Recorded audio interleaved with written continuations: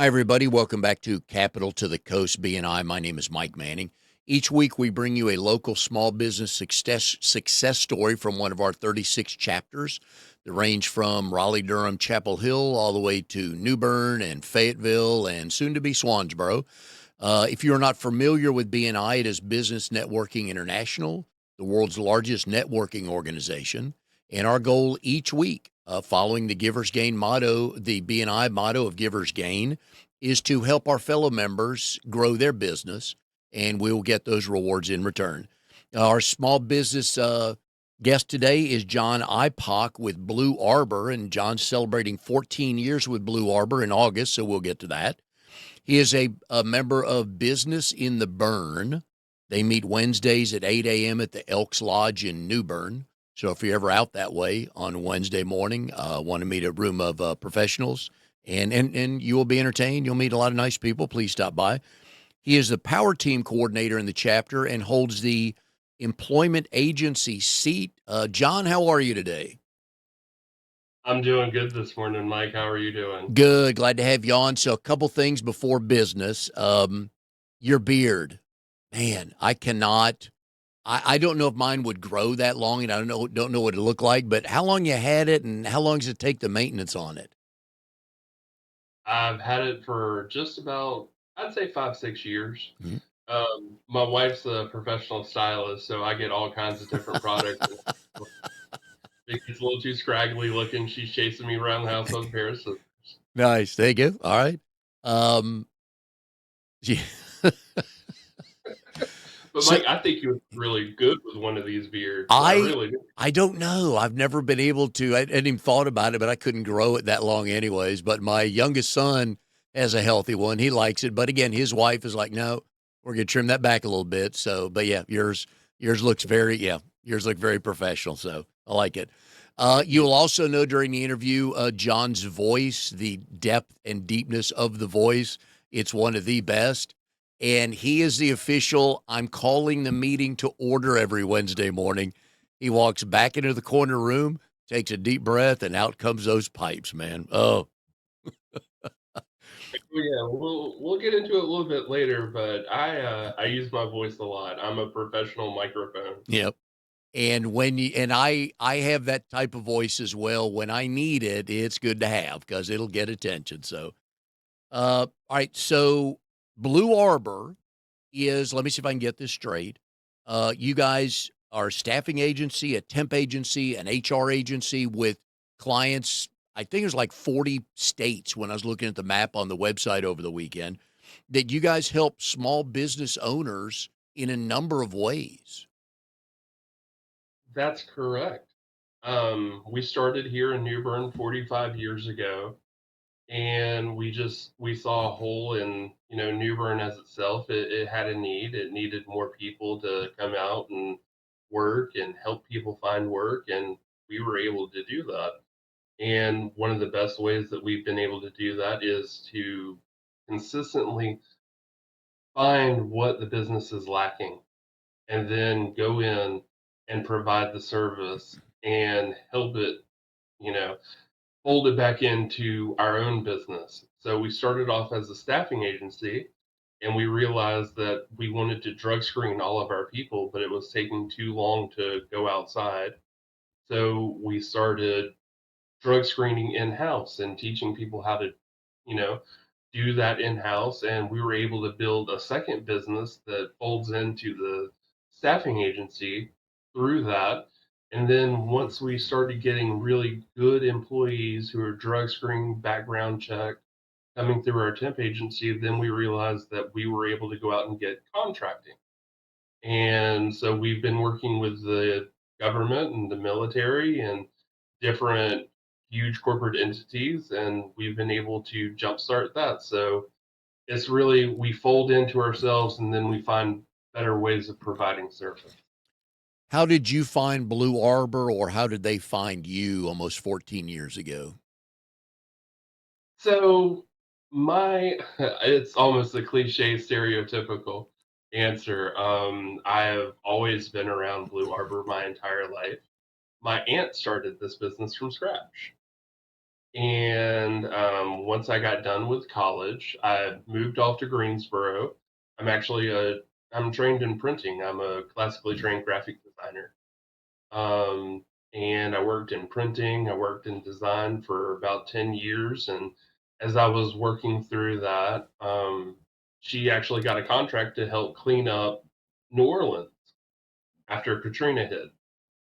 And it kind of put a little bug in my ear, like, John, you can go back and you can do really cool stuff and you can help out with the family business and you can go be a part of hurricane recovery, which is really big to me, coming from the coast. And it just kind of put a bug in my ear. And then eventually, every time I came back to visit home from Greensboro in New Bern, I noticed that all my little cousins were about a foot taller every 6 months, it seemed. And I just really started feeling like I was missing out. So I came back to New Bern about 14 years ago, and I hung out for about 6 months, and then I decided it's time, and I folded into the business. And I actually started out on the contracting side, and I just worked my way through the company, and here we are. I like that. Do enjoy a good family business story. Uh, do companies are you even on their radar for any reason at all, whether it's a good season or bad season for them? with with Blue Arbor starting in New Bern and actually providing drug screening services, we were the only ones in the area who did it forever. So while companies do know us for our staffing, our drug screening has actually helped bring our name out a lot in the area. Everyone in New Bern who goes out and gets their first job usually comes through us for the drug screen. So whether it's staffing or screening, we get a lot of recognition and name recognition from all the different facets of our business and so many people coming through. And that is so important. I had in a previous job, we had to do drug screening, and we did the mouth swab, and we had an applicant, and she was what we're looking for. And I said, "Come on, we now need to do the swab your mouth for doing the drug test." And her only answer was, "Today?" Like, it's been good talking to you. So, but I mean, you need to know who you're hiring, especially because it's your name going out. If you're sending me somebody, that's your name on that person as well, isn't it? Exactly. All of our employees represent us no matter which employer they go to. And the last thing we want is one of our employees going to a employer that we've worked so hard to get and so hard to build trust with, and then having them, steal a pair of keys and Hmm. taking one of the company vehicles out and just anything like that. It's the worst case scenario for us. We really care about our name. We really care about being a pillar of the community and leading the way in the staffing industry in this area. And we try so hard to make sure that if we send someone out, they are going to be the perfect person for the job. In the staffing industry, there's always a few different practices and a couple different ways of thinking about it, and it's what I call the warm body principle, where some places will get anyone that they can and send them anywhere they can just to fill a job order, Yeah. and hope that when the person gets there, they can do the job well, they're liked by it, and if they can't do the job well, then the employer will take the time to train them and make sure that they'll turn them into an employee. We believe in sending the right person for the right job from the start. And Is it's that one one of of the your goals is to send a temp person to a company and they hire them full time? Yes, Good. definitely. When that happens, yes, there we don't make money off of it anymore. That relationship ends, but it also tells us that we did our job correct up front. We did the right thing. We found the right person. We were able to send one of our employees out. They matched up so well that the company couldn't afford to live without them anymore. And it is one of the biggest things that we love seeing. Yep. Now you have a presence, right? You're a Mhm. tall gentleman, good looking beard, you got a voice. You've been there almost 14 years.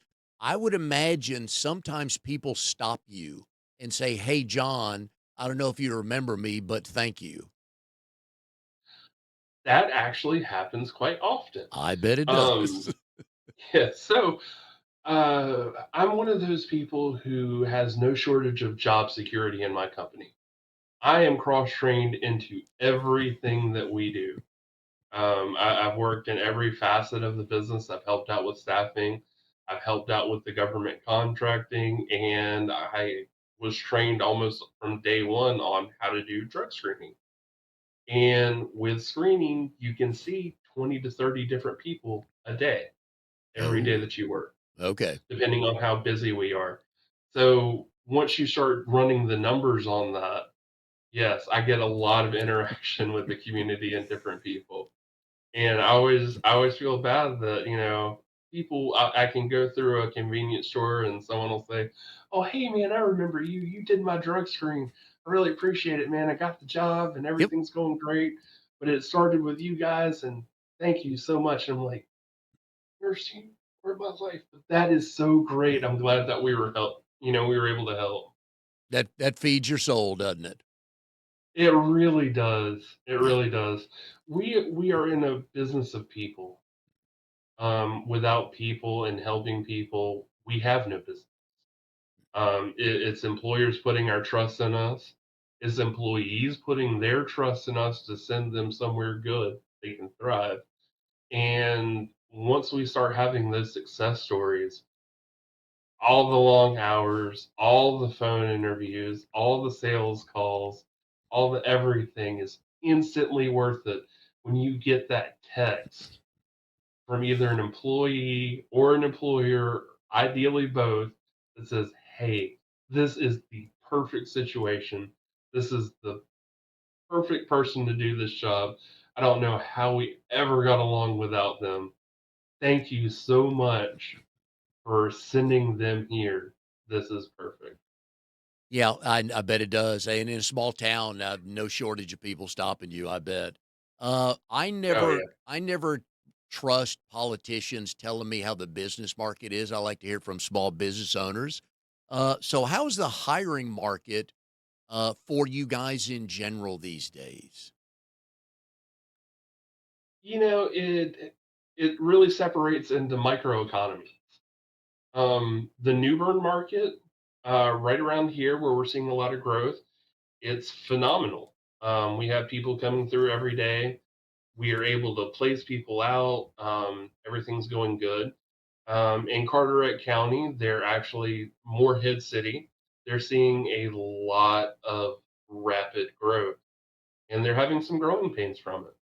It's getting harder to find people to do general labor and things like that. And um, yeah, so it really just depends on where you are. Does it come down to the pay scale or just that there's nobody out there?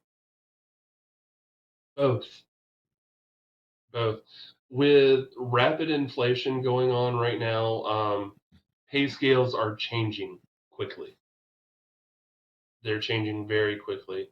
Where 2 years ago you might have found cleaners for 12 to $13 an hour at a hotel down at the beach. Now you can't get anyone to answer your phone for under 16. Wow. Now And oh, good.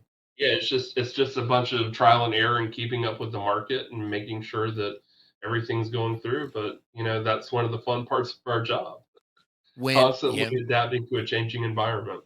When COVID reopened everything, did you guys start getting a decent number of jobs that where people could work from home? And how did those go? And how many do you get these days? So during COVID, there was a humongous boom for work at home Mhm. jobs. That's what everyone wanted. That's what every employer wanted. They started looking at, oh, okay, so I don't actually have to pay for a building, a brick and mortar. Mm. I can have everyone working it from their couch, and it's a lot cheaper operating costs. So that was working out pretty well right at the end of COVID. As time has gone on, everyone started realizing that productivity from at-home workers wasn't what it was, and people started realizing that that team synergy wasn't there anymore. That people really were just kind of sick of being by themselves, and it was affecting everyone's bottom line. It was affecting productivity, and now we are seeing such a downturn in how many of those jobs are actually coming out. And we're also seeing where people just aren't enjoying them as much as they were during COVID. It was kind of a forced thing of this is a lot safer work environment to be isolated and working from home. But now we're seeing where people want to be a part of a team. They want to go in, they want the human interaction, and they're more productive because of it. And a lot of employers are starting to realize that too. They just want all their people together and collaborating in a real time environment. And so the work at home job is dwindling. Yeah, and It's, it's you hard to know, work. It's hard to work from home to stay focused. I'm one of those people. I have to play games with myself, set timers. Okay, I got a Bojangle sweet tea in the fridge, but I don't get a sip for 45 minutes. Here are the three things I've got to accomplish. So it can be that's hard. just cool, Mike. It can be hard, but you got to reward yourself, right? So uh, That's true. That's true. I, Yeah, I worked for a few years when I first started the company. I was traveling back and forth in between New Bern and Pensacola, Florida. And when I was in Pensacola, I was dealing a lot with our operations on the different military bases in the area. And I wasn't really tied into an office. I was really more tied into hotels. And the longer I worked by myself at the hotel, the less interested I got and the harder the focus was. And I started actually having to go out to a Panera and working just so I could have noise to focus around me that's what and I not do. feel like everything was just so stagnant. Yeah. Yeah, I'm a member of their SIP club, so, like, tomorrow Mhm. morning, I don't have anything planned, so I'll be at Panera 'cause the only thing I can do is work. I can't yeah, so I'm with you on that. Alright, so one of your roles is business development. You said earlier That's you wear correct. many hats, you're trained on many things in business development. So let's go back, 13 years and 10 months. Your first month as a Okay. salesperson to grow your book of business, what was that like? Horrific, to say the least. Originally, they brought me in to help out with some of the problems that they were having on the contracting side of the business, with the caveat that they knew, since it's a family business, they know who I am. They know what I'm about. They know my personality, and they had a good idea of what I was going to become with the right training. Um, And so you'll find in the staffing business, a lot of times we don't hire from experience. We don't hire people who are looking to get into the staffing business. You hire personality types for certain jobs. Like, hey, this person has never done this before, but we know they have the perfect personality for it, and we're going to bring them in, and they're just going to flourish because their personality is just perfect for it. They did this with me, 100% hook, line, and sinker. I came in thinking I was just going to travel around and try and get some contracts here or there, but mostly take care of existing contracts and just be the boots on the ground since we're so spread out and make sure that everybody has everything they need, everything's running smoothly. And then, yeah, we just started realizing that I didn't know what I didn't know. And what I didn't know was becoming very prevalent. And it was horrific because I'd realized that I was also, in addition to my primary function, in a sales role and to try and bring in business. Now, I had no problem going out and talking to people. That's always come very, very easily to me. but actually selling people, I didn't really understand until I got into BNI. Now, once I got into BNI, that's where everything woke up. I started realizing what it was like to build connections with people, to we all have this thing about cold calling, and that's the way to do sales, or to stop into a place and hand out a brochure and a pen and say, "Hey, this is great.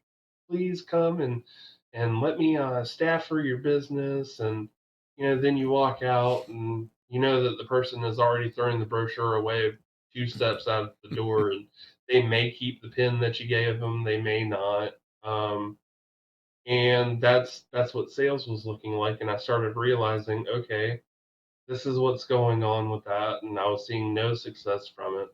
And then through the chamber, someone invited me to a BNI meeting, Anne Marie Devaney, and so I started coming. I started seeing what it was about, and then I started building the relationships,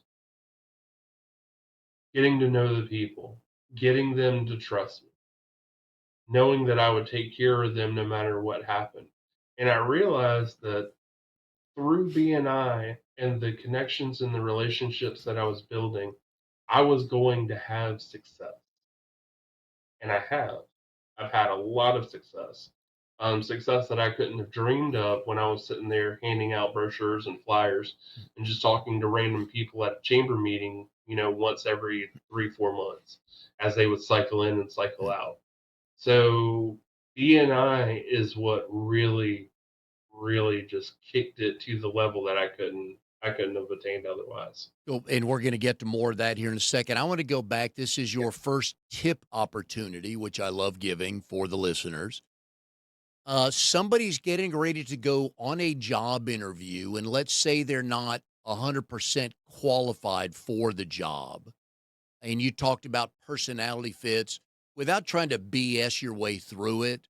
What's a couple things they need to keep in mind to make sure they come across correctly and could be a good fit with the right training?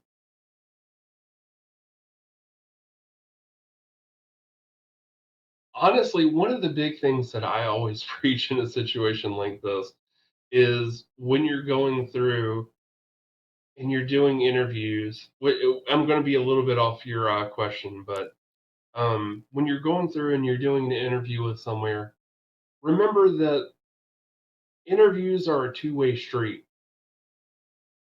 If you're going into a place and you're not exactly qualified for the job, the place may not be a good fit for you either. Interview the person that's interviewing. Check the place out. See if this is a place you actually want to learn and be a part of. And what that's going to do is show the employer that you have a genuine interest in what they're doing, the day to day operations. You're not just saying, oh, I'll do anything and just let me come to work for you. No one ever wants to hear that in an interview, ever. That will turn my ears off in a heartbeat saying I'll do anything because you won't. You just want a job. Yeah. But when you start asking people about the responsibilities that the job is going to be, when you start asking them what the day to day is going to look like, they're going to start to realize, okay, this person is actually serious. They want to know what's going Oh, on, and they may actually be worth training up because they're getting everything up front. They're seeing what's going on. They're not going to be surprised and quit on me in a week. And maybe I should take the time and energy to invest into training that person. yep. So just be honest, ask as many questions as you can, have real interest in it. And if you don't have the real interest, why are you there in the first place? Yeah, and so let's flip what you said earlier about businesses are looking for warm bodies. You don't want to be the interviewee and just like, I'll work for any company. And because you're right, it'll take what a couple hours before you realize, oh, this isn't going to be any fun. Exactly. Yeah, if you don't know what you want and you can't convey what you want, then you don't know what you want. Yeah. And no employer wants someone who doesn't know what they want to do and what they want to be. So going back to BNI, And pretty much, well, anywhere you went before BNI, you did official or unofficial elevator pitches. You just kind of like stand up and tell people what you're doing, who your company is, all that stuff. How has your elevator pitch evolved? Um, to say that I have an elevator pitch would be to lie. I have a deck of cards when it comes to elevator pitches. Um, with an elevator pitch and coming across someone brand spanking new that has no idea what I do. Um, I try not to tell them what they can go read on my website. I try to get them interested and engaged enough to where they want to go to my website. I explain to them how I can help them. I try to build that trust. I try to address what they're looking for, what they don't have, what they need, and to make sure that I can be a good fit for it. The biggest thing is just listening, Yeah. just listening. Because with elevator pitches, a lot of times, unless you're addressing a whole room and you have 45 seconds like a BNI format, a lot of times when you're going out to different functions, it's a series of conversations. And I look at my elevator pitches as small puzzle pieces to a much larger conversation. A lot of things I hear is, oh, well, we can just go on Indeed or we can go on Mhm. ZipRecruiter and we can find someone. And, that's great. You're also going to be getting about 150 people applied that, where maybe 140 of them won't fit your job at all, but are just trying to be warm bodies at your place. And then you've got to spend all the time doing that. If you're, let's say, a small business or an electrician, you've got to spend hours and hours and hours learning about employees and how to make sure that legally everything's taken care of, how to make sure that the payroll's correct. Maybe you have to hire on an accountant to do all that for you. And so it raises your operating costs. It just goes on and on and on. But my favorite elevator pitch has always been, what do you do in 2 words or less? Nice. And they'll come back to me. I run pipes. I'm a plumber. Like, that's cool. I'm a staffing agency. We hire people for you. I'm not going to try and run pipes. I don't know anything about it. You do. I know hiring people like how to dig a trench, run PVC, and make sure that nothing leaks. I don't know how to do your job, so I don't try to do it. I know how to do mine. Let me do that for you, Mhm. like all of your clients would let you come into their house and fix their plumbing. Yeah. With regard That 45-second little speech has been so ridiculously effective over time, and it was developed in BNI. Good. Yeah. And plenty of practice being there every week. With Mhm. regard to uh, bringing on new employers and finding new employees, what do you know today that would have been nice to know about 14 years ago?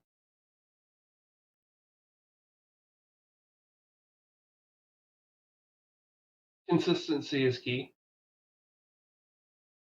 It it's a simple concept, but back then when I was trying to figure things out, it was just a bunch of, you look at the sensationalism aspect, the wow factor of, oh, okay, I'm gonna put up a quarter frames roadside sign here where I know a lot of people drive through. Maybe someone will get a clue by for it. Um, I'll hit advertising really hard at this one place every 30 days or so for 30 days, and that should bring people in. And we were really, I was looking at things and hitting his way, and I started focusing on what's the next bigger thing that I can do. Can I get a radio DJ to come out and really pump me up here for a little hiring fair and everything like that I'm holding at the office. And the more I started to rely on those things, the less they were worth. Um, and then I started realizing that calculated, small, consistent things work. So if I go out and I'm advertising on Facebook, I need to make sure that I'm hitting it at least every other day. Mm. And the more consistent that I am, the more people, when they sign up through our application process, they list, oh, I saw the ad on Facebook. If it's hit and miss here and there every once in a while, it kind of falls off. Yep. Once you start building that momentum, you have to keep that momentum going. And as you keep that momentum going, it grows. With the great big, waves or tidal waves trying to hit like that, you don't see the results. And eventually you start wondering why no one's coming to anything at all. Yeah, my brother has owned a number of businesses, and he consistently tells people just hit a lot of singles. The home run will come. Don't swing for the home run, just hit a lot of singles. So I'm with you on that. Yeah. Changing subjects here, talking about consistency. We're going to talk about your marriage for a second. One of my favorite questions to my married guest are, so your wife's name is Amy. How did you and Amy meet, and do you both tell the story the same way? So in my spare time, I am a medieval recreationist. Yes, and we're going to get to Tiberius of York in a couple of minutes. Yep, There we go. yep. So, my wife had actually been in this recreation circle for probably about 25 years. And I joined about 7, 8, 9 years ago or so. And we met through that. The story of how we got together is told exactly the same. How did you two? 100%. How did you two literally get introduced? So our first meeting, we had known each other for about 3 years before we ever got together. Our first meeting was my first 4 or 5 day long camp out or war. And so I pull up to where their encampment was. We got invited to stay with them. There was a camp of about 40 people all staying together and everything, a lot of friends and whatever. So they invited us to come with them and just to camp out. And so we pulled up to unload the stuff from the car for the bed rolls, things like that. And my future wife was standing in front of the kitchen tent, looking like she had just walked out of a Renaissance painting. Full head to toe garb, absolutely beautiful. Playing a hammer dulcimer and smoking a Newport. And it was just like, oh my god, where have I landed? I think I accidentally fell through the wardrobe, and now I'm in Narnia, and I'm not really sure how to handle all this, but I oddly want some Turkish delight. So, yeah, and, so as we walked up, she introduced herself, and she said, "Y'all look hungry. Can I fix you a plate?" And, yeah, 2 years later, I married her. Nice. And where was the official first date? So, the official first date, um that wasn't a part of a reenactment or war scenario or anything like that. She was living in the mountains in Virginia, and she drove down to the coast, and I showed her everything beautiful in the area. I carried her all around New Bern. I showed her the waterfront. I drove her down to the beach. We ran the length of, the Atlantic beach to Emerald Isle Island. Showed her all the pretty stuff. I had one goal, and that was to make her fall in love with the beautiful area that I live in, so she could get off the snow caps and come to the beach. And it worked. Oh yeah. Your greatest sales performance ever, right? A Grammy award winning or Oh my, Academy award it winning? was just the best. Yeah. If I could get what I had that day Yeah. into my work, I would make the company $1 million every day. There you go. All right, so a historical recreationist, your name is Tiberius of York. So, in a nutshell, we could talk about this for at least an hour, hour and a half, but in a nutshell, Oh, how did you come across that name and would you explain historical recreationist to people? okay. So that name, it is twofold. The persona that I recreate is a 14th century hospitaller or hospitaller. They were a holy order put together by the Catholic Church to protect the Pilgrim's Road into Jerusalem for all people. Um, and that really struck a chord with me because it wasn't just one specific religion, one specific people. It was protect all people, no matter their background. If they're traveling, they're good. They're not trying to rob people. Make sure nothing happens to them. And that really struck a chord with me personally. Because I've done that my entire life. I was big on beating up bullies. It was my thing in high school. Um, so that really just struck a chord with me. And so there's a really famous movie called Kingdom of Heaven. That was about Jerusalem and the sacking of Jerusalem by Salahuddin, and the sheriff of Jerusalem in that movie was named Tiberius. So I took the name. Um, of York is actually a household family name. In this, you have smaller groups that are basically family, and they form these small cliques and groups called houses. Um, my mentor or knight, his name is Christian Thomas of York. He started a house called Yorkshire Manor. And so, in honor of him, and more importantly, the principles that he upholds, I took the name of York. So that's how I ended up with Tiberius of York. And if people are in the area are interested in learning more about what you guys do, where can they go to learn more? The best place is to go to sea.org. Because SEA. SC, C is a SCA. cat. A. Yep. It stands for the Society for Creative Anachronism. It's a worldwide 501c teaching organization. You can go to sea.org and you can find your local chapter and branch, and then you can send them an email, contact them on Facebook. But we are, like I said, we are worldwide. There are branches in Europe, North America, South America, Central America, Australia, and Asia. Nice. All right, so now we're gonna move into current day. Okay. In 1999, you enrolled at Lenore Community College. What was the Mhm. plan? So I come from a logging family.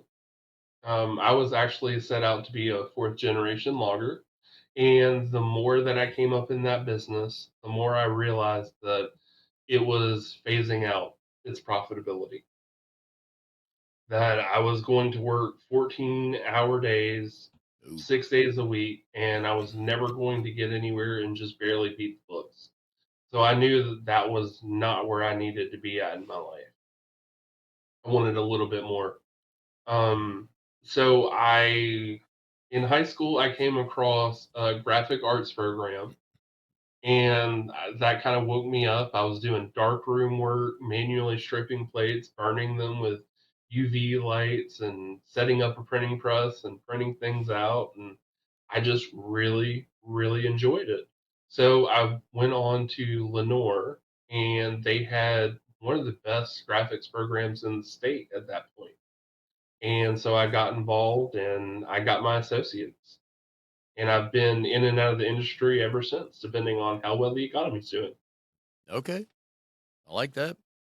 All right. So this is the no overthinking round portion of the show, smaller answers. Okay. Is there a particular kind of job you like hiring for? Manufacturing. Manufacturing. It can multiply really quickly. A lot of people can do it. A lot of times it's easier to fill. And how long did you have to do that before you realized, "Oh, I kinda like this?" The company was already heavily involved in it when I came around. Gotcha, okay. What's something people assume about your business that's totally wrong?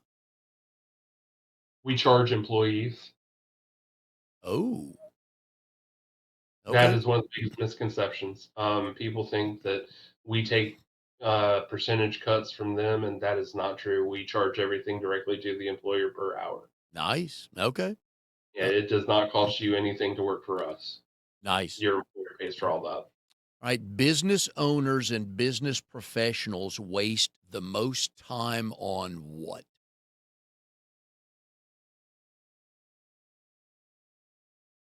Not being upfront about what they need or taking too long to fill out the preliminary paperwork. Hmm, tell me more about that. Okay, so to get started with us, a lot of time we have to get a contract signed, credit apps worked out, all the groundwork for how the relationship's going to be. We make sure that we're protected, but more so, we make sure that our employers are protected with everything going on. And sometimes they just take a little while to sign the paperwork. The longer you take to sign the paperwork and the initial contracts, the longer it takes for us to be able to send you employee. Okay, I got you. Yeah, And that drives you nuts too, because no matter how many times you call them, they're real close to doing it, right? always, Yep. always. And see, the thing about it is that it's not always their fault either, because they're put in a situation where they need people to come work for them. They need it desperately. Mm, And since they need more people than what they don't have the extra time because they're doing the work that they need their employees to do. gotcha. So a lot of times they're caught in a pickle with it. If and when they make a movie about you, who would you like to play you? Oh, that's easy. We're gonna get a time machine and we're gonna get Brian Blessed from his 30s, and he can come in and just rock everything. Okay, He's got he's got the voice. who I, who I, I think he would be perfect. who is he? He so if you've ever watched the old Flash Gordon movie, Ooh. he was the Hawk Prince. Okay. All right. Bolting. Yeah. I like that. He's a very classically trained actor who's been in a lot of things, and I feel like Hey. that is the worst example of his illustrious acting career. But I figure that's what most people would know him for. All right. Is your work email inbox organized or chaotic? Chaotic, completely chaotic. Um, and to me, that is organized. It's a system. I love organized chaos. Okay. Um, as you can, if you could look at the top of my desk right now, it's Nice. different piles of paper, but I know where everything is. I can find everything in a heartbeat. Yeah, Right. I think I know the answer to this. I think you touched on it earlier. But what has changed the trajectory of you growing your book of business? 100% BNI. The principles that I picked up in BNI, the everything there, the mindset changes. And yeah, I'm going to end it right there because this is supposed to be the quick flash round, but Yep. I can go on for a while about this subject and how it changed me from a salesperson to a farmer. Yep. I'm with you. Um, what did you want to be when you were growing up? Everything. Um, so I was one of those kids who wanted to be an actor, a scientist, a professional football player, an Olympian, just a little bit of everything. Okay. And then Life has too much to offer to be settled into one thing. The melange, is the spice of life, variety. yep. And the world started taking some of those options away from us as we learned, I really don't have the skill set for that. Yeah, or when you're a kid, everything is idealized. You know, everything is this absolute wonderful thing because you don't know any better in the world. And then as you start getting into things and really seeing what they actually are, you start realizing, maybe that's not for me. Yeah. The idealized, oh yeah, this is so cool being famous and all this, but everything has ups and downs. Everything's a balance. Yeah. And you start realizing that maybe I don't want to deal with the severity of the ups and the severity of the downs in particular things. And then you start letting once you start figuring out who you really are, you really start to get a good direction in where you want to go. For the small business owners watching and listening, what tip would you give them on why they should give you a call? If you want to grow, if you want to eat dinner every single night at 6 o'clock, if you want to see your family, if you want to have weekends, if you are ready to up your business to the next level and stop letting your business run you, I am the solution that makes that possible. I will find you the right people. I will Right. find you the right solutions to let your business grow to where you wanted it to be. All you have to do is call me and I will fix everything that you hate. All right. And then a quick tip to job seekers why they should start with an agency like yours. Because we have jobs. A lot of places you think that I need to go in, I need to apply to this place because I want to work there. And that place may only go through agencies like me, Mm. but you'll never know that. With us, we always have openings. We always are hiring. We always have something that we need to send someone to within a week. But you also need to make sure that you have patience because staffing agencies want to make sure that you get put in the right place for your skill set so that you can survive and you can thrive. I may not Right. have that today, but I could have that this afternoon. All right, folks, we've been putting John's phone number up on the screen here. They work in throughout most of the United States. So wherever you are listening from, please give them a call if you are an employer or an employee. As we talk about on the show a lot of times it's best to call the experts, and John is one of those. So, John, enjoyed having you on the show. Love the stories, man, and I'm glad you're realizing that this job may work out for you. Oh yeah, it took a little while, but yeah, no, I'm having fun. I love coming to work every day. I never know what's going to happen Yeah, next. I I bet. never know where I'm going to be at any given moment, except for Wednesday mornings. Yep. I will be in a BNI meeting in New Bern.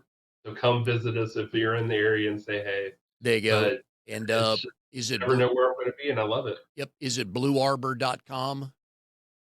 That's correct. All right. Check out BlueArmor.com. bluearbor.com and also check out sca.org.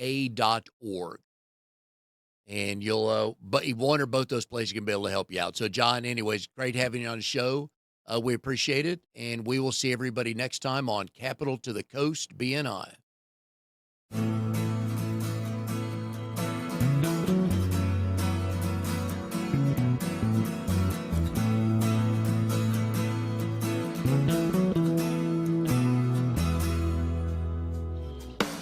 You are tuned to the Nissan Communications Network.